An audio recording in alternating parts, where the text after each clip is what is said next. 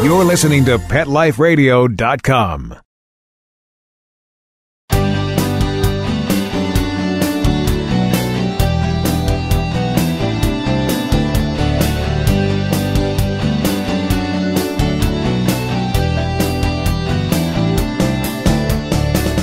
Welcome to Max A. Pooch's Awesome Animal Advocates on Pet Life Radio. I'm your host, Keith Sanderson, animal advocate, writer, and human companion to Max A. Pooch, the canine superhero to the environment and admirer of animal advocates. Max and I thank you for joining us, and we dedicate this show to those amazing people who work to save the lives and or improve conditions of companion, domestic, or wild animals. You know, anyone who has adopted a companion animal owes a debt of gratitude to the animal advocates who rescued, sheltered, cared for, transported, or worked somehow on behalf of that pet. Max A. Pooch was left at an animal control facility when he was just 6 months old. Amazingly, if it hadn't been for what a celebrity animal advocate did way back in 1928, it's likely that this canine superhero to the environment would have been one of the estimated 5,000 pooches a day that are euthanized in this country for no greater sin than not having a home. The animal advocate to whom I'm referring was part of one of the best-known dance teams in the early 20th century. She was so well known that the famous Fred Astaire and the beautiful Ginger Rogers made a movie about her in 1939. The name of this awesome animal advocate is Irene Castle, who in 1928 founded Orphans of the Storm Animal Shelter in suburban Chicago.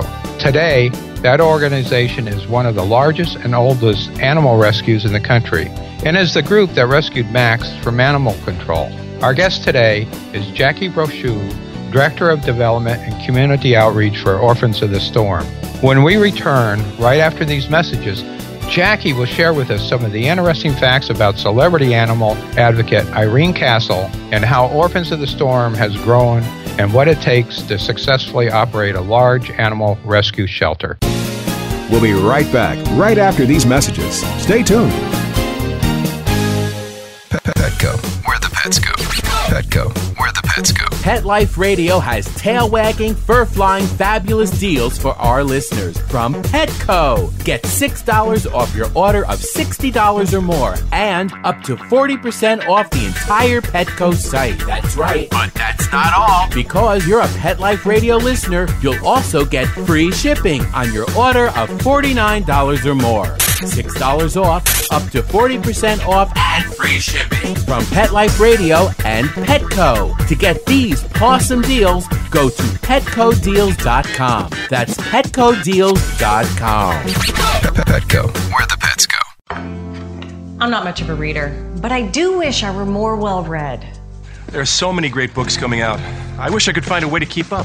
Audible.com makes it easy to stay well informed and catch up on your reading simply by listening. Audiobooks from Audible turn downtime into uptime. You'll be more productive and become well read. Now I'm able to catch up on all the great books I've been wanting to read. With Audible, I feel smarter. Pet Life Radio listeners, try Audible.com now and get your first 30 days of Audible Listener Gold membership plan free. And get a free audiobook. Choose from over 100,000 titles. To get this great deal, go to audibledeals.com. That's audibledeals.com.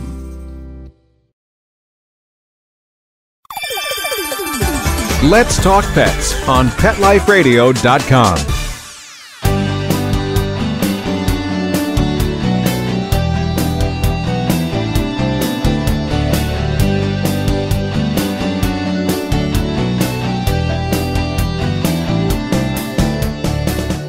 Welcome back to Max A. Pooch's Awesome Animal Advocates, and welcome to Jackie Brochu, the Director of Development and Community Outreach for Orphans of the Storm. Thank you for joining us today, Jackie. Thank you, Keith. This is a great opportunity. Well, I tell you, Max was really happy that when I told him you were going to be our first guest, because, of course, Orphans holds a special place in his heart. But, you know, can you tell us a little bit about the founder, Irene Castle, and why she even bothered to open animal rescue way back in 1928? Absolutely. Our shelter has a rich history, and Irene Castle was our founder in 1928. Before that, her and her husband Vernon were known as a famous dance team and trendsetters. And they would dance before the heads of state in Europe in the day, and people would follow their trends and their fashion statements that they would make. But when they moved back into the United States, they ended up on the vaudeville circuit, where they would dance. And there's a very interesting story in her biography about one night there was a bear act that followed theirs, and the bear didn't perform quite like he should, and so the master was whipping the bear backstage. So she went to the bear master and she said, how much do you want for that bear? And as an animal lover that she was, she spent all of their money that they made that week, bought the bear, put it in a cab, and took it over to the Lincoln Park Zoo. So she was always an animal lover, and when she got her chance in 1928, she found this little piece of property out in Lake County and founded her country refuge, as she would call it back then. Okay, and for our audience, Lake County is a north suburb in Collar County of Chicago. Absolutely, just north of Cook County, Illinois, where that houses the city of Chicago. So each week she would get in her truck and she would drive down to the city and pick up the stray dogs, which she referred to as the mongrels, that nobody wanted. And she would bring them out here, and they'd have a safe place to live. In fact, in her book, she has a biography that she wrote, and it was very interesting. In one of the last chapters in the book, it's all about Orphans of the Storm. And if you could, I'll read this one little paragraph. It's quite entertaining. Okay, go ahead. We'd love to hear it. This is from her autobiography titled Castles in the Air. And she says, if I am remembered 100 years from now, I hope it will not be as a dancer or as a style leader. For customs change from generation to generation, and the exponents of fashion eventually become footnotes in a book on a shelf. No, I think if my life has any lasting value, it is in the career I entered in 1928 with Helen Swift when we opened Orphans of the Storm. Our idea was a simple one. We were going to found a refuge for stray dogs, the mongrels that nobody wanted. We would bathe them, cure them, and make them available for adoption, making sure they only went to very good homes. So wow. That sort of says it, huh? It sure does. Tell me, Jackie, how long did she support orphans? It sounds like she was really a dedicated animal advocate. From 1928, she actually passed away in 1969, but several years before that, she had pretty much retired. And at that time of her death, the shelter was not in the best shape that it could have been. And it was in 1969 then that we really needed someone to step up and take over and build this place back up. And the board of directors at that time searched far and near, and they came across, they were led to a woman, Thelma Zwerner, who had moved here from New York. Now, she was an acclaimed animal activist in New York as president of the Westchester County Society for the Prevention of Cruelty to Animals, and this was the suburbs of New York City, where she made a huge difference and went all out for the animals there, making quite a history for herself there. But she had come to Chicago, so Orphans was very lucky to find her. So Thelma took over, and this is where the real history of our shelter, of today's shelter, starts, with Thelma Zwerner. Wow. I have a question. When Irene Castle started this, were organizations like Orphans norm, or was this a new concept or a beginning of a trend? Well, actually, in the city of Chicago, there was one other group that had started in 1899. This is when a group of women got together, and they turned their attention to the forgotten group of suffering creatures, the city's animal population. And I was just reading about them the other day, and it said that their goal in 1899, they formed the first animal welfare group in the city, and it was known as the Anti-Cruelty Society, which still is around today, running strong. And their goal was to suppress cruelty to animals, to educate the public on humane treatment, and to create a refuge for strays, which they did, and, they still do that today. That's amazing to think way back then that, because I think many times we think it's a relatively recent trend. What do you believe Irene would say today to those animal advocates who wish to follow in her footsteps? I think she'd be very proud of what's going on and with the progress that we've made, but also she would clearly see that there's a lot yet to be done. We have a long way to go educating everyone about spay neuter and the overpopulation of unwanted pets. It's still a problem today. That seems amazing. Now, where do you get your dogs from? Locally or? Well, Orphans of the Storm, ever since it started, we've taken in the stray and abandoned, abused and neglected of Lake County, and we reached down into northern Cook County.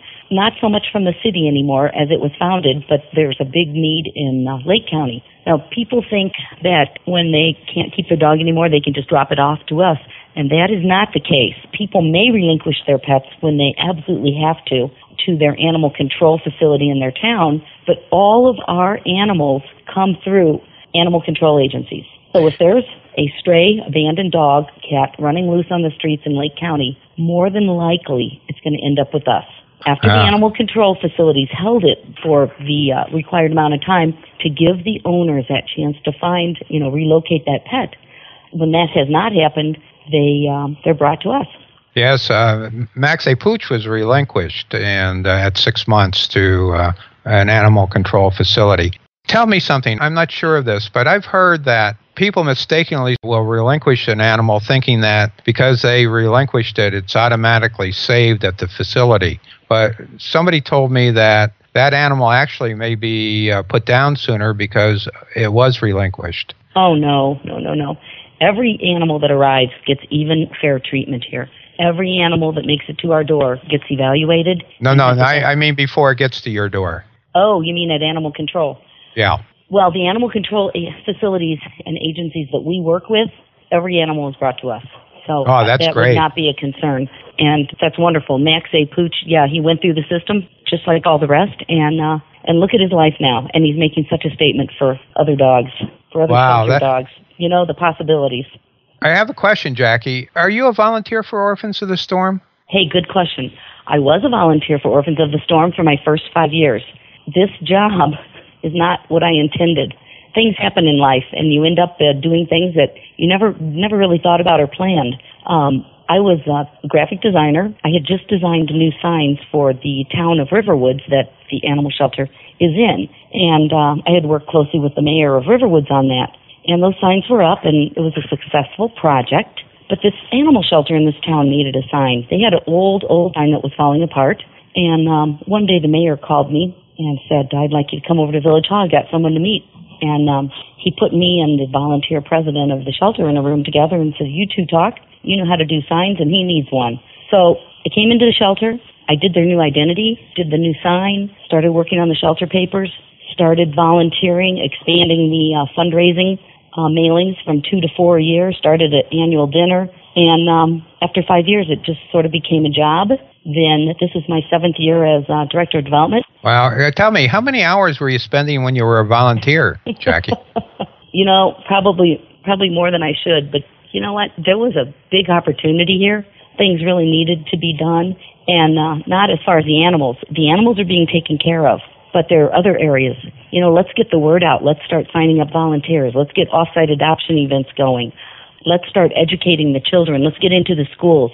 Let's get to that kid before the neighbor down the street who's dogfighting does, and show them the value of these pets.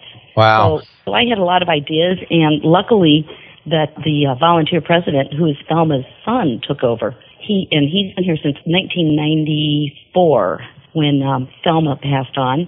He took over as volunteer president, and he's been wonderful to work with, and together I've been able to put a lot of my ideas into place. Great. We need to take a break for commercials right now, Jackie. Mm-hmm. And our audience, make sure you stay with us so you can learn more about the fascinating story of Orphans of the Storm and what's happening today when we return. We'll be right back, right after these messages. Stay tuned. Dyson. The new Dyson Animal Vacs are powerful bagless upright vacuums for homes with pets. Air muscle and radio root cyclone technology generates the strongest suction power to powerfully remove dust, dirt, and pet hair from the home or car. To order your Dyson Animal Vac, go to DysonDeals.com. DysonDeals.com to order your Dyson Animal Vac today. Dyson. Music to your ears. Hi, this is Tim Link, animal communicator and pet expert and host of Animal Rights on Pet Life Radio. Have you ever wanted to know what your pet is really thinking? Do you want to find out if they truly understand what you're trying to tell them? Ever wish you could build a better understanding and closer relationship with your pet? Well, now you can. Learning to communicate with animals is a 4-part on-demand workshop. In the workshop, you'll learn the essential techniques that are necessary to communicate with animals, including what is animal communication, breathing correctly to achieve the perfect state to communicate with your animals at a deeper level, using guided meditation exercises, a method to communicate with animals, and how to send and receive information from your animals. So if you're wanting to learn how to communicate and connect with your animals at a deeper level, visit PetLifeRadio.com/workshop and purchase and download Learning to Communicate with Animals. You'll be glad you did. When you're looking to add a pet into your life, consider adopting a homeless animal from your local shelter or rescue group. Whether you want a kitten, puppy, or a more mature pet, a purebred or a one-of-a-kind mixed breed, even a rabbit or hamster, your shelter has the best selection of animals anywhere, all screened for good health and behavior. PetLifeRadio.com presents Take Me Home with your host, Susan Daffron. Join us each week as we showcase wonderful pets, tell stories, and even throw some pet education into the mix. So get ready to find out why the pet adoption option can be a great way to add a furry companion into your life. Take Me Home every week on demand, only on PetLifeRadio.com.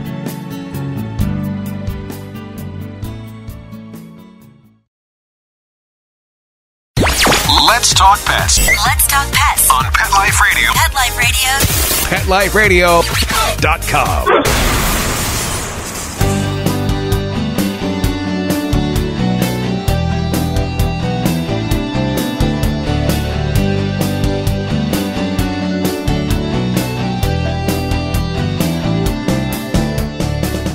Hi, we're back with Jackie Borshu of Orphans of the Storm. Tell me, Jackie, out of curiosity, do you have any idea how many dogs and cats may have been adopted since Irene founded Orphans of the Storm in 1928? Gee, hey, that's a good question. And I could never give you an exact number, but I can tell you it's hundreds of thousands of animals. And the way we like to say it is, think about the hundreds of thousands of families who would never have known the love of a secondhand pet if not for Orphans of the Storm. You know, thousands of animals come through the shelter each year. We adopt out on average 2,500 animals. Wow, 2,500 a year. Mm-hmm. About how many cats and dogs do you have housed at Orphans at any one time waiting for adoption? You know, it varies, but our maximum capacity is 200 dogs and around 500 cats. Today, we are at about 130 dogs and probably close to that 500 cats. So, of course, the dogs adopt out faster than the cats, and the cats come in faster than the dogs. So, luckily, we've got our big cat room here with 150 to 200 cats living freely, where people can visit them every day, and the cats actually live a pretty good life here. Yeah, I was amazed. I took my granddaughter out there to adopt a cat. Her mother had given us permission, and we went in the cat room, and it was just amazing how many just beautiful cats were there, and they just were so friendly and just looking for a home. You know, it really is. Yes, it is. And I'm glad you bring that up because people, for some reason, think shelters are sad and, just not nice places to go. But it's quite the opposite. There are 25, in fact, think of this, 25% of the dogs that come through an animal shelter are purebred dogs. There is really no reason to go to a breeder and bring another life into this world when you can find a full breed puppy at an animal shelter.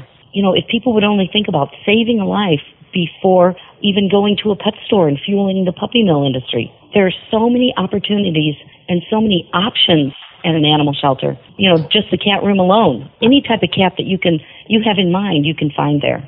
You know, talking to some of my neighbors, it seems like a lot of people believe that animals at rescues have a lot of baggage, and if they were any good, would never have ended up at places like Orphans of the Storm. What do you have to say to people who think that? Well, I would say, first off, they need to walk into Orphans of the Storm and take a look. But there are many reasons why animals end up at an animal shelter. Besides being lost or straying away from their home and their family's not able to find them, think of all the families, especially in the past few years, that have fallen on hard times. You know, maybe losing their home, having to move into an apartment, losing their job, can't afford, that one more mouth to feed.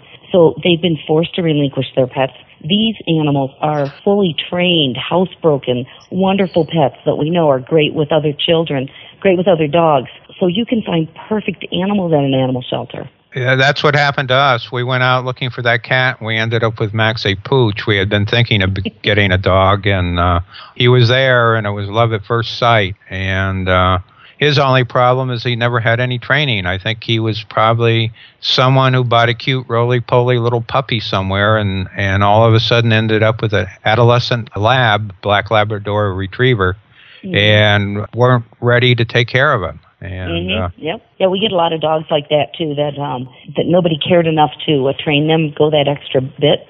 But you know what? If there's somebody for every one of these dogs, if you're not ready to do the training, find a dog that's already trained. If you are the person who has the time and the energy to do it, we've got the dog waiting for you. You know, there's something else that we've started recently. Last year, for these hard to adopt, high energy dogs that have not been trained at all, we found that when we pull them out, when someone's interested, the potential adopter wants to walk the dog and get to know it, but these dogs are too crazy on the leash, and it's really, we see that the people give up too quick. They'll give it a couple minutes, oh, this dog's too crazy. No, I'll go look at another one. So these dogs ended up sitting in those kennels for periods of time. Well, we got an idea to start up our Tyler Fund, and Tyler was the first recipient. A little dog that came in as a puppy, grew to be 2 years old, solid muscle, no one could control him. We sent him up to Top's Kennel, and in this new program, he spent 5 weeks. He never came back, adopted straight from postings on Facebook about his training and pictures, and now 3 other dogs have gone through the training. So that's how we deal with those, crazy wild dogs. Yeah, I can see that. We probably wouldn't have adopted Max if I hadn't been in a situation where I could take the time, because I knew he was a project dog. And I think that's good advice, is that anytime people adopting a dog, always make sure that that animal is suitable to the environment the adoptees are going to give them. Right. And we've got a wonderful staff here that helps every potential adoption and every adopter individually. And if you come on the weekends to visit, we've got greeters now. So everyone gets personal attention and gets that extra help so they're matched up with the right dog. If someone comes in here and they're looking at a dog and it's obvious this is not the right dog for you, we'll talk about it, because there's a perfect dog here for everyone. You mentioned you had greeters. Are these volunteers? And is it common for organizations like yours to have volunteers? It's very common, and it's very needed, especially with not-for-profit groups. We don't have the funds to expand our staff as, the work grows or the demand for our help grows. If I were a listener and I had a little time and I wanted to volunteer, what kind of things could I do for an organization like yours? Well, the big thing where most volunteers start is at our off-site adoption events. We do over 130 days each year where we take the animals out into the community. And we found that when we take the animals out of the shelter, adoptions go up at the shelter. So if anyone's interested in joining us to volunteer, they can go to our website, which is www.orphansofthestorm.org, and there is a volunteer registration form on there. They can fill that out, agree to the waiver, which basically says, I understand I might get scratched by a cat or, whatever, and submit that online. Once they do, they're added to our volunteer database, and they will start receiving the call for volunteer emails at the beginning of each week. And people, don't be nervous if, I've never done volunteering with an animal shelter before, because we all just learn as we go, and we've got very experienced volunteers as team leaders at these events. They're fun. People that start usually continue, and it really makes a difference for the animals. Each individual person is making their own difference. What other kind of things can a volunteer do? Well, once they've done a few of the off-site events, they may graduate into the shelter and go through our shelter dog handling class. Once you've got that under your belt, then you're ready to start walking dogs at the shelter. Right now we've got over 50 trained dog walkers that come during the week and walk the dogs. What I see is these volunteers that really are hungry for this, they find their niche. We've got volunteers that take the photos of every animal that goes on our website. We've got a volunteer retired professor who writes the bios. Oh my goodness, we've got so many volunteers. Volunteers in the cat room that come and just groom the cats and trim their nails. There's a lot of things to do here to be one-on-one with the animals. It makes you feel good and it makes the animals happy. Wow, that's amazing. When you start talking about that for a rescue organization, it really takes a lot of people to make things happen, doesn't it? Yes, it does. It takes a team, and, if you've got a passion for animals, this is the place to be. There's all kinds of not-for-profit groups that you can volunteer for. This is just one choice, and we do need the people. Some critics might ask, how, with all the human suffering that occurs in the world, can one advocate for animals? Shouldn't we put humans first? Well, you know what? I thought you might ask this question because I get asked this a lot, and I thought it might be appropriate to read this paragraph out of Irene Castle's autobiography about this. She says, here's what she wrote. In her book it says, someone is asking her, why don't you campaign against cruelty to children? They insisted. Why don't you organize a charity to feed the poor, starving people of Chicago or work with the Missionary Society for Overseas Relief? Well, I always told them the same thing. The poor of the world have 1,000 eloquent voices to speak for them besides tongues of their own. Orphans and mistreated children are popular causes with powerful organizations to protect their welfare and wealthy donors to rush to their defense. The relief of people oppressed by famine, flood, or disaster is the objective of scores of organizations with well-trained workers and millions of dollars at their disposal all over the world. But the voice speaking out in defense of the starved cow or the mongrel abandoned to scavenge for existence has always been a very small voice indeed. And that's where I choose to put my talents towards. Those are words to remember. That's, again, you said in her autobiography? Castle's in the Air, and that's available at most libraries, too. You can go check that out.